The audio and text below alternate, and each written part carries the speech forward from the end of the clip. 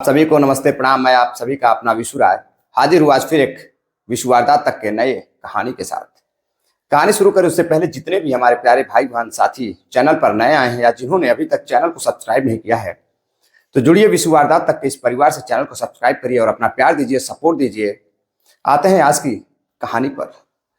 आज की कहानी शुरू करें उससे पहले मैं एक बात आपसे बता दूं, कहना चाहूँगा कि जितने भी साथी कमेंट करते हैं उनका नाम कहानी के लास्ट में यानी कि अंत में लिया जाता है।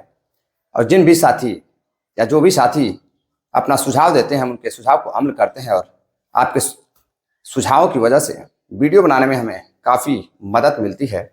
और जो कुछ आज मैं यहाँ हूँ आप ही की वजह से हूँ, तो आप अपना प्यार और सपोर्ट बनाए रखिए। आज की जो सच्ची घटना मैं सुनाने वाला हूँ वह सच्ची घटना भारत की राष्ट्रीय राजधानी दिल्ली की है। दिल्ली के उत्तर पूर्वी जिले में एक थाना लगता है, नंदनगरी थाना। नंदनगरी थाना में एक लाश मिलती है, 60 वर्षीय बुजुर्ग महिला की लाश जो बेड में बंद रहती है। और जब उस लाश की पुलिस हकीकत सामने लेकर आती है, उस कत्ल की हकीकत पुलिस जब सामने लेकर आती है तो वाकई में घटना बेहद ही हैरान कर देने वाली रहती है। दरअसल घटना की जो शुरुआत होती है, जो कहानी की स्टार्टिंग होती है, वह शुरू होती है उत्तर प्रदेश के उत्तर प्रदेश में एक जिला है अलीगढ़। अलीगढ़ का रहने वाला एक लड़का रहता है देवेंद्र। देवेंद्र 2015 में अपने माता पिता का इकलौता लड़का रहता है और 2015 में वह 12वीं पास करने के बाद वह अलीगढ़ से दिल्ली के लिए जाता है। जब दिल्ली जाता है तो दिल्ली में एक जगह किराए का मकान लेता है। किराए का मकान लेने के बाद वह अब खुद का एक व्यवसाय शुरू करता है। तांबे के जो तार आते हैं उसकी वह पैकिंग कर बेचा करता था, सप्लाई करता था। अब धीरे धीरे उसका काम ठीक ठाक चल रहा था, ठीक ठाक पैसे भी आ रहे थे। साल दर साल गुजरता गया।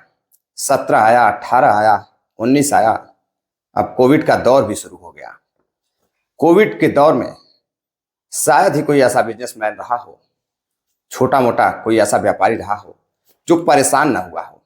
सभी लोगों का धंधा चौपट हो चुका था, व्यवसाय चौपट हो चुका था। अब देवेंद्र उर्फ देव, उसका भी व्यवसाय धीरे धीरे खत्म होने की कगार पर आ गया। वह पूरी तरह से बर्बाद हो चुका था। अब उसके पास पैसे नहीं बचे थे। अब वह 2020 के बाद 21 के शुरू में ही अब जाता है दिल्ली के नंदगंज नगरी में, यानी कि नंद नगरी में जाता है।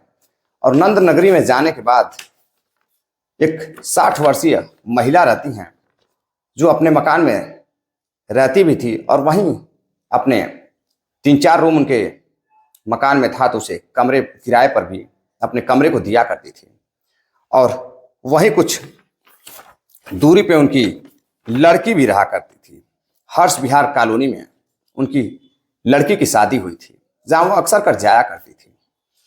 अब इसी बीच जो लड़का रहता है उस 60 वर्षीय बुजुर्ग महिला जो रहती है जिनका नाम आशा देवी रहता है, आशा देवी के घर पहुंचता है और कहता है कि दादी हमें कमरा चाहिए। और जो आशा देवी रहती है उनको किराए पर उस लड़के देवेंद्र को, जिसकी उम्र 31 साल रहती है, उसको किराए पर कमरा देती हैं। अब देवेंद्र उस किराए के कमरे पर रहने लगता है। अब धीरे धीरे देवेंद्र की जो नजदीकियां थी, वह जो 60 वर्षीय महिला थी आशा, उनसे दोस्ती होने लगी। आशा और देवेंद्र की धीरे धीरे दोस्ती होने लगती है। एक दूसरे के कमरे में आना जाना शुरू होता है और दोस्ती धीरे धीरे बढ़ने लगती है। अब धीरे धीरे 2022 भी गुजर जाता है। अब देवेंद्र की जो नजदीकियां थी वह इस कदर आगे बढ़ चुकी थी कि अब दोनों के बीच शारीरिक संबंध तक बनने लगे थे।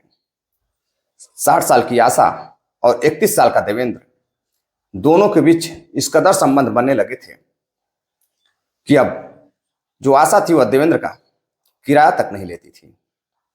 अब दोनों एक दूसरे के साथ ही रहने लगे थे। साथ ही रहने का मतलब कि नीचे मालकिन रहती थी, ऊपर किराएदार रहता था। दोनों एक दूसरे के साथ जब भी समय मिलता संबंध बनाते हैं। तभी एक लड़की रहती है, वह 2022 के आखिरी में दिसंबर में हुई। वह उसी आशा देवी 60 वर्षीय महिला बुजुर्ग के कमरे पर आती है और उनसे एक किराए पे मकान लेती है, एक कमरा लेती है और उसी कमरे में रहने लगती है। अब धीरे धीरे एक दिन जब लड़की छत पर जाती है तो देवेंद्र जो होता है वह भी छत पर टहल रहा था। लड़की बेहद ही खूबसूरत रहती है और उसकी भी उम्र 30 से 31 साल रहती है, यानी कि देवेंद्र और वह लड़की दोनों हम उम्र रहते हैं। दोनों की काफी अच्छी दोस्ती हो जाती है। धीरे धीरे दोस्ती इस कदर हो जाती है कि दोनों फोन से बातें भी करते, चैट भी करते और एक दूसरे के कमरे में भी आते जाते हैं। अब दोस्ती धीरे धीरे प्यार में बदल जाती है। एक दिन लड़की जब पहले पूछती है कि देवेंद्र तुम क्या करते हो, तो देवेंद्र बताता है कि वह सीबीआई से है। सीबीआई के एक बड़े रैंक का अधिकारी है। वह चेतावनी देता है उस महिला को, अपनी प्रेमिका को, कि यह बात किसी को बताना मत। और वह बड़ी खुश होती है। वह कहती है कि मेरा एक छोटा भाई भी है, क्या तुम उसको सरकारी नौकरी दिलवा दोगे? तो वह कहता है बिल्कुल, जब भी कोई वैकेंसी आएगी मैं तुम्हारे भाई को नौकरी लगवा दूंगा। अब देवेंद्र और जो वह महिला रहती है, उसकी हमउम्र महिला दोस्त, अब दोनों में इस कदर प्यार हो जाता है, इस कदर चाहने लगती है लड़की उस सीबीआई ऑफिसर जो देवेंद्र रहता है। अब दोनों में इस कदर प्यार हो जाता है कि अब जो लड़की रहती है वो उसके बगैर रह नहीं पा रही थी। इसी बीच लड़का अपने पिता को फोन करता है। उसके पास पैसे खत्म हो जाते हैं। अब सीबीआई ऑफिसर रहता है, उसके पास पैसे नहीं रहते हैं, तो अपने पिता को फोन करता है। कहता है पिताजी, मैं जर्मनी पढ़ाई करने के लिए जा रहा हूं, कुछ पैसे चाहिए। अब पिताजी बड़े खुश होते हैं कि मेरा बेटा जर्मनी जा रहा है, अब वहां पढ़ाई करेगा, इकलौता लड़का है, पढ़ लिख कर जब घर लौटेगा तो पिता का नाम रोशन करेगा। अब पिताजी अपनी 3 बीघे की जमीन बेचकर बेटे को पूरे कई लाख रुपए दे देते हैं। अब बेटा दिल्ली को ही जर्मनी बना देता है और उस दिल्ली में ही अपने प्रेमिका के साथ अय्याशी करता, घूमने जाता, मौज मस्ती करता। और उधर जो मकान मालकिन रहती है आशा, उसके साथ भी कभी ना कभी कहीं ना कहीं टूर पे घूमने जाता, उनके साथ भी प्रेम संबंधों में बना रहा। लड़की को जो मकान मालकिन रहती है उनके बारे में और देवेंद्र के प्यार के बारे में, संबंधों के बारे में पता नहीं रहता है। अब धीरे धीरे कई महीने गुजर जाते हैं। इसी बीच लड़की अपने परिवार वालों को बताती है और दिसंबर में उन जो लड़की रहती है उसकी प्रेमिका और देवेंद्र की सगाई हो जाती है। अब जब सगाई हो जाती है तो शादी भी फिक्स हो जाती है। 2024 फरवरी में शादी फिक्स हो जाती है। फरवरी में लड़के की शादी होने वाली रहती है। अब जो मकान मालकिन रहती हैं आशा देवी, वो अपने बेटी के घर जाती, हर्ष विहार कॉलोनी। 10 दिसंबर को घर जाती हैं और लड़की से मिलने के बाद वह 10 दिसंबर को वहां से अपने कमरे के लिए निकलती हैं। लेकिन अब 3 दिन बीत जाते हैं, वो अपने कमरे पर नहीं पहुंचती हैं। अब घर वाले, जो उनके परिवार वाले थे, वो काफी परेशान होते हैं कि आखिर आशा देवी कहाँ चली गई। अब यह परेशानी देखकर जब फोन परिवार वाले दामाद के पास करते हैं कि अभी तक वह घर नहीं पहुंची, कुछ पता नहीं चल रहा है। दामाद परिवार वालों के साथ आसपास पड़ोस में और रिश्तेदारियों में फोन कर पता लगाने की कोशिश करते हैं, लेकिन 60 वर्षीय महिला का कुछ पता नहीं चल रहा था। अब घबराहट ज्यादा होने लगती है। घर वाले सोचते हैं कि आखिर आशा देवी कहाँ चली गई, कुछ पता नहीं चल रहा था। अब काफी परेशान होने के बाद 13 दिसंबर 2023 को सुबह 11 बजे दामाद थाने पहुंचता है, नंदनगरी थाने में। थाने में जाने के बाद वह गुमशुदगी की, अपने सास के गुमशुदगी की शिकायत दर्ज कराता है और वह बताता है कि साहब, हमारी सास 10 तारीख को हमारे हर्ष विहार कॉलोनी हमारे घर से अपने घर के लिए निकली थी, लेकिन 3 दिन हो गए, अभी तक उनका कुछ पता नहीं चल रहा है। अब पुलिस भी जांच पड़ताल में जुट जाती है, लेकिन उसका कुछ पता नहीं चल रहा था। अब 15 दिसंबर को घर से धीरे धीरे बदबू आने लगती है, यानी कि जो मकान मालकिन आशा देवी रहती है उनके घर से धीरे धीरे बदबू आने लगती है। अब बदबू इस कदर आने लगती है कि लोगों को लगता है, जो आसपास और उसकी देवेंद्र और देवेंद्र की जो प्रेमिका थी, सभी को लगता है कि कमरे में कुछ न कुछ मरा होगा, इसलिए बदबू आ रही थी। अब दिन ढलता जाता है, बदबू और तेज आने लगती है। और वहीं आशा देवी को गायब हुए अब 5 से अधिक दिन हो चुके थे।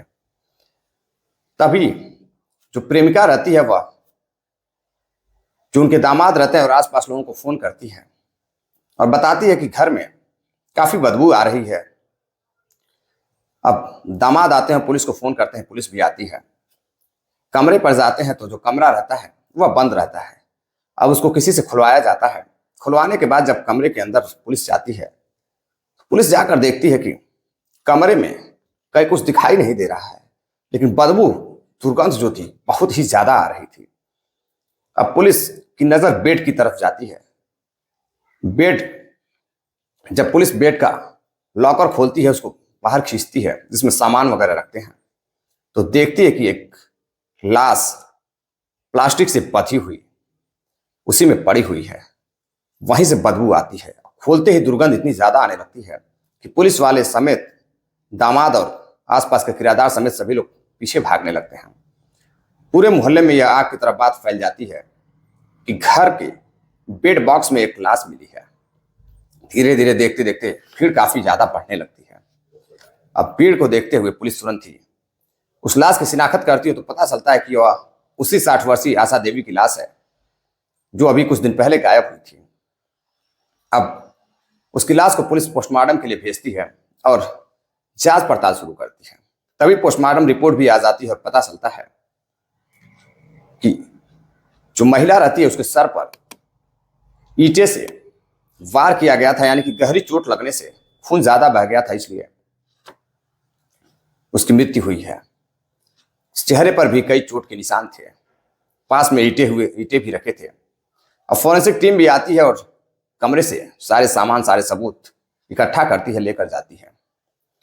अब पुलिस लोगों से पूछताछ करती है। किसी को कुछ पता नहीं रहता कि आखिर कातिल कौन है, किसने इसके साथ ऐसा किया होगा। तभी पता चलता है कि जिस दिन से महिला गायब है, उसी दिन से देवेंद्र भी कमरे पर नहीं आया है, वह भी गायब है। अब पुलिस शक के आधार पर दामाद के कहने पर जो प्रेमिका होती है वह भी यही बात बताती है कि 10 तारीख को देवेंद्र कहीं गया था और वह अभी तक नहीं आया है, और देवेंद्र की और उससे शादी होने वाली है, और वह फोन भी रिसीव नहीं कर रहा है, फोन भी बंद आ रहा है। अब पुलिस शक के बुनियाद पर देवेंद्र का लोकेशन ट्रेस करती है, उसके बारे में पता लगाती है। पता लगाने के बाद, तकनीकी मदद लेने के बाद, अब पुलिस उसके गांव, उसके घर उत्तर प्रदेश के अलीगढ़ जिले में पहुंचती है। जैसे ही पुलिस पहुंचती है, वहां सामने देवेंद्र घर पर मिल जाता है। पुलिस को देखकर देवेंद्र भागने की कोशिश करता है, लेकिन पुलिस देवेंद्र को पकड़ लेती है और पकड़कर नंदनगरी थाने लाती है। थाने लाने के बाद देवेंद्र से पूछताछ करती है। पहले तो देवेंद्र इधर उधर की बातें करता कि मैं तो किसी काम से घर गया था और काम करके मैं वापस आने ही वाला था, तभी ऐसी घटना मुझे सुनने में मिली है, मैं भी बहुत ही दुखी हूं। लेकिन जब पुलिस उसकी कड़ाई से पूछताछ करती है, फोन वगैरह चेक करती है, तो फोन में कई तरह की वीडियोस, फोटोज भी दिखाई देते हैं। अक्सर कर दोनों में बातें भी होती थी। जब पुलिस अपना 3rd डिग्री इस्तेमाल करती है तो वह टूट जाता है और बताने लगता है कि दरअसल 1.5-2 सालों से हम दोनों के बीच प्रेम संबंध है। दोनों एक दूसरे के साथ शारीरिक संबंध भी बनाते थे और एक दूसरे के साथ रहते भी थे। दोनों एक दूसरे के कमरे में आते जाते थे। इसी बीच उसी आशा देवी के मकान में एक लड़की आकर किराए पर रहने लगती है, जिससे देवेंद्र मोहब्बत करने लगता है और उससे शादी फिक्स हो जाती है।